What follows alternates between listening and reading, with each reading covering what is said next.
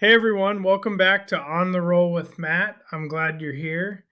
Today I want to talk about change. Not the kind of change we talk about casually, like waking up one day and deciding everything is going to be different. I mean real change, the kind that reaches into your thoughts, your habits, your attitudes, your behaviors, your relationships, your faith, your recovery, your mental health, and the way you see yourself. Because change does not happen by accident, it has to be chosen, it has to be practiced. And if it is going to last, it has to be sustained. One of the things I have been learning through behavioral health sciences and psychology is that people are not just their behaviors. Behind every action, there is often a pattern. Behind every pattern, there is often a belief. And behind many beliefs, there is a story we have told ourselves for a long time. Sometimes that story sounds like, "This is just who I am." Sometimes it sounds like, "I'll never get better." Sometimes it sounds like, "I've tried before, so why try again?" And sometimes we do not even realize we are living out of those beliefs until life forces us to stop and take a closer look. That is where attitude matters. Because attitude is not just being positive, it is the lens we choose to look through. It is the difference between saying nothing will ever change and saying change may be hard, but it is still possible. It is the difference between being controlled by old patterns and becoming willing to challenge them. And I think that is where real growth begins. Not when everything is perfect, not when life gets easy, but when we become honest enough to say, something needs to shift. For me, that has shown up in many ways. It has shown up in sobriety, it has shown up in faith, it has shown up in my disability, it has shown up in school. It has shown up in the way I deal with fear, frustration, grief, stress, uncertainty, and even my own thinking. Because the truth is, we all have areas where we need change. Some of us need to change how we cope. Some of us need to change how we speak to ourselves. Some of us need to change who we let influence us. Some of us need to change how we respond when life feels unfair. Some of us need to change the way we deal with pain instead of burying it. And psychology teaches us that change is rarely just about willpower. Willpower may help you start, but it usually will not carry you forever. Sustained change needs structure, it needs support, it needs accountability, it needs awareness, it needs repetition, it needs grace for the days you do not get it right. That is something recovery taught me too. 17 years sober did not happen because I made one decision 17 years ago and never had to think about it again. It happened one day at a time through choices, through honesty, through surrender, through working the steps, through facing things I did not want to face, through letting people speak truth into my life, through prayer, through getting back to the basics when life felt heavy. That is sustained change.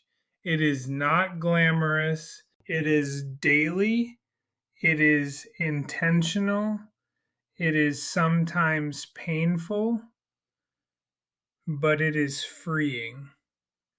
And I think one of the biggest lies we believe is that change should feel natural right away. But often the healthier thing feels uncomfortable at first. Setting boundaries can feel wrong when you are used to people pleasing. Asking for help can feel weak when you are used to surviving alone. Being honest can feel dangerous when you are used to hiding. Slowing down can feel lazy when you are used to proving your worth. But discomfort does not always mean something is wrong. Sometimes discomfort means something new is being built, a new mindset, a new response, a new way of living, a new level of emotional maturity. And that is why attitude matters so much. Because if I see discomfort as failure, I may quit. But if I see discomfort as growth, I may keep going. That shift alone can change everything. Behavioral health is not just about diagnosing problems, it is about understanding people. It is about recognizing patterns, helping people build healthier tools, and creating environments where change can actually last. And that is important because people do not change in isolation. We are shaped by our families, our communities, our experiences, our trauma, our beliefs, our coping skills, our support systems, and yes, our choices. So when we talk about implementing change, we cannot just say, try harder. We have to ask better questions. What is feeding this pattern? What need is this behavior trying to meet? What belief needs to be challenged? What support is missing? What environment needs to change? What small step can be repeated until it becomes a new rhythm? That is how change becomes sustainable, not all at once, but step by step. For me, faith plays a huge role in that. I believe God has met me in places where I did not have the strength to change on my own. Surrender has taught me that I do not have to carry everything, control everything, or understand everything before I take the next right step. But I also know not everyone watching this sees life through the same spiritual lens. And that is okay. For some, change may begin through counseling. For others, through recovery groups. For others, through community, mindfulness, education, accountability, or finally becoming honest with themselves. The point is this: change needs more than intention, it needs implementation, it needs action. A changed life is built through repeated choices that slowly become a new way of being. So maybe the question today is not, how do I change my whole life? Maybe the better question is, what is one attitude I need to challenge? What is one behavior I need to interrupt? What is one healthier response I can practice today? because sustained change does not usually begin with a complete life overhaul.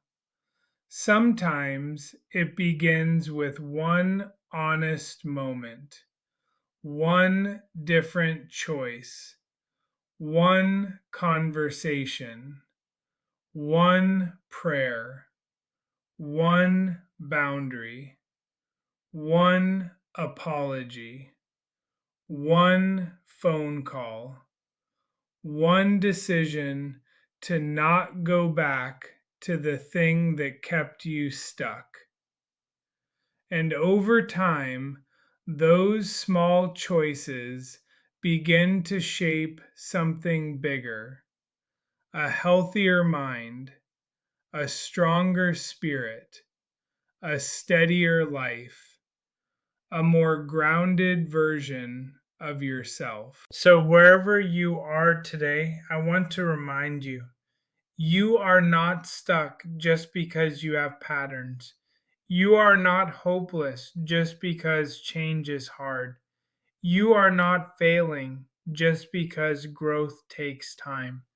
Change is possible, but it has to be practiced. It has to be protected, and it has to be lived out one day at a time. Thanks for coming back and rolling with me on the Roll with Matt. If this episode spoke to you, please like the video, leave a comment about one area where you are working on change, and share this with someone who may need the reminder that growth is still possible. I'll see you next time.